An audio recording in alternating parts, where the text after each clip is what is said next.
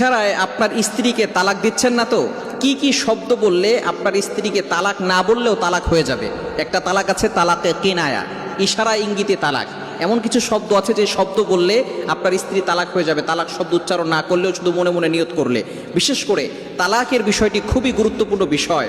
আমরা অনেক সময় ঝগড়া, স্বামী স্ত্রীর ভিতরে ঝগড়া থাকবে, একটু মনমালিন্য হবে, আবার আমরা মীমাংসা করে নিব, কিন্তু রাগের মাথায় কখনো ভুলেও তালাক দিতে যাবেন না। অনেকে আমাদেরকে ফোন দিয়ে বলে, হুজুর কিছু একটা দোয়া করে দেন, আমার স্বামী আমাকে তালাক দিয়ে দিয়েছে, এখন কোন আমল করলে জোড়া লাগানো যাবে? এখন দুনিয়ার কোনো এমন আমল নেই যে আমলের মাধ্যমে তালাক দেওয়ার পরে, যেটা একেবারে বিচ্ছিন্ন হয়ে গিয়েছে, ওই তালাকের পরে আর স্বামীকে জোর করে দেওয়ার, জোড়া লাগিয়ে দেওয়ার কোনো দোয়া আর কোনো আমল দুনিয়াতে আর নেই, কোরআনেও নেই, হাদিসেও নেই। একবার যদি তালাক হয়ে যায় তাহলে আর তাদেরকে জোড়া লাগানো যাবে না। এজন্য এই বিষয়টি খুবই সতর্কনীয় বিষয়।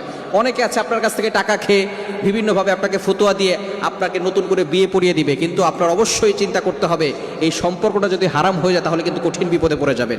এখন বর্তমানে অনেকেই বিয়ে করে কিন্তু তালাকের মাসালাগুলো জানে না। তালাক শব্দ বললেই কিন্তু তালাক হয়ে যাবে, রাগের মাথায় বলেন, হাসির ছলে বলেন, যেভাবেই বলেন না কেন তালাক কিন্তু হয়ে যাবে। এজন্য তালাক হচ্ছে খুবই ক্রিটিক্যাল বিষয়, এই বিষয়গুলো জেনে রাখা দরকার। কি কি শব্দ আপনার থেকে বের হয়ে গেলে আপনি যদি মনে মনে নিয়ত করেন তালাকের, তাহলে আপনার স্ত্রী তালাক হয়ে যাবে, এই বিষয়গুলো জানার দরকার আছে না নাই? এটাকে বলা হয় তালাকে কেনায়া। যদি আপনি তালাক দেন যেটা একেবারে বিচ্ছিন্ন হয়ে যাওয়ার তালাক, সেই তালাক দিলে কিন্তু আপনি আপনার স্ত্রীকে আর ফেরত আনতে পারবেন না। সমস্ত আলেমদেরকে নিয়ে যদি আপনি বেটেও খান, তারপরও কিন্তু আপনি তালাকের যেই বিচ্ছিন্ন হয়ে গেছে সেটাকে আর জোড়া লাগাতে পারবেন। এই জন্য খুব সেন্সিটিভ। অনেকে মনে করে ডিভোর্স হলেই মনে হয় সব সমস্যার সমাধান হবে। Divorce is not solution to the problem. সব সমস্যার সমাধান তালাক নয়, তালাক সমস্যার সমাধান নয়। আপনি ঝগড়া মীমাংসা করে দিবেন, এটাই হচ্ছে মূল বিষয়। কি কি শব্দ আছে? এক নম্বর শব্দ হচ্ছে তুমি তোমার বাপের বাড়ি চলে যাও।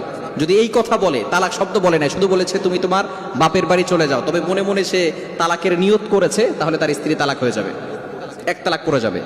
অথবা যদি কোনো স্বামী তার স্ত্রীকে বলে আজ থেকে আমি তোমার স্বামী নই আর তুমি আমার স্ত্রী নও, যদি এই কথা বলে এবং মনে মনে নিয়ত করে যে তালাক দিয়েছি, তাহলে কিন্তু তালাক হয়ে যাবে। বিষয়টা বুঝেন। তালাক শব্দ মুখে উচ্চারণ করে না, তবে মনে মনে তালাক দেওয়ার সিদ্ধান্ত নিয়েছে এবং উপর থেকে সে বলেছে তুমি তোমার বাপের বাড়ি চলে যাও, আজ থেকে আমি তোমার স্বামী নই, তুমি আমার স্ত্রী নও, এই কথা বললেও কিন্তু মনে মনে তালাক নেওয়ার ফলে তালাক হয়ে যাবে। কেউ যদি বলে তুমি আজকে থেকে স্বাধীন হয়ে গিয়েছো, তুমি আজকে থেকে আজাদ হয়ে গিয়েছো, এই কথাগুলো এখানে প্রচলন নেই যদিও, তারপর যদি কেউ বলে ফেলে এবং মনে মনে তালাক দেওয়ার উদ্দেশ্য করে, তাহলে কিন্তু তালাক হয়ে যাবে। অথবা যদি কোনো স্বামী বলে তুমি এখন থেকে ইদ্যত পালন করো, যদি এই কথা বলে এবং মনে মনে নিয়ত করে তোমাকে তালাক দিয়েছি, তাহলে এক তালাক করা যাবে। এজন্য এই কথাগুলো খুবই সেন্সিটিভ, এগুলো আপনি আপনার স্ত্রীকে কখনো বলবেন না। তুমি তোমার বাপের বাড়ি চলে যাও, তোমাকে ছেড়ে দিলাম, তুমি আজাদ হয়ে গিয়েছো, আজ থেকে আমি তোমার স্বামী নই, তুমি আমার স্ত্রী নও, এই ধরনের কথা বলার সময় যদি আপনি মনে মনে নিয়ত করেন তালাকের, তাহলে কিন্তু তালাক হয়ে যাবে। এজন্য তালাক খুবই গুরুত্বপূর্ণ বিষয়। তালাক যদি দিতেই হয়, স্ত্রী যদি সব কথা না শোনে, সে যদি পর্দা না করে, নামাজ না পড়ে, তাহলে তার পরিবারের কাছে বলবেন, তার পিতামাতার কাছে বলবেন। যদি সমস্যার সমাধান না হয়, তাহলে তালাক দেওয়ার পদ্ধতি আছে, আস্তে আস্তে করে তালাক দিতে হবে, একটা তালাক দিতে হবে, এরপরে দেখতে হবে যে সে এখনো ঠিকঠাক আছে কিনা, ফিরিয়ে আনার জন্য একটা তালাক আছে, এক তালাক দিয়ে পরবর্তী সময় আবার ফিরিয়ে আনতে পারবেন।